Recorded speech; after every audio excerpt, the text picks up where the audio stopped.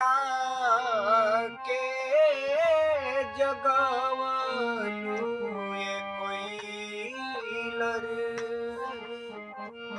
मीठी तोरी बोलिया, मीठी तोरी बोलिया कोइलर, मीठी तोरी बोलिया हो, मीठी तोरी बोलिया कोइलर, मीठी तोरी बोलिया सुतला पिया के जगवलू ए रामा,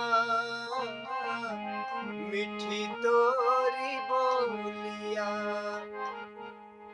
रोज रोज बोला कोइलर सझिया बिहानवा हो, रोज रोज बोला कोइलर, रोज रोज बोला कोइलर सझिया बिहानवा। आजू बोलेलू आधिरतिया ए रामा,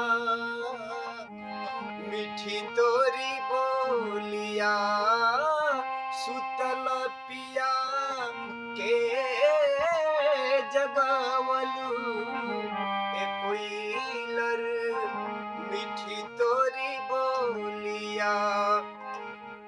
होखे द बिहान कोइलर खोतवा उजरब हो, होखे द बिहान कोइलर, होखे द बिहान कोइलर खोतवा उजरब, अगिया लगैबो घनी बगिया ए रामा, मीठी तोरी बोलिया सुतल सैया के जगवलू ए रामा, मीठी तोरी बोलिया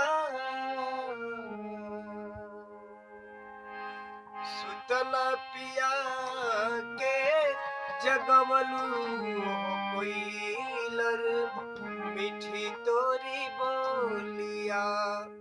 ये हम लोग पारंपरिक चैता गीत बहुत दिनों से गाते आ रहे हैं, इसी को हम जो है आप लोग के सामने प्रस्तुत किया। बहुत बहुत स्वागत, अभिनंदन।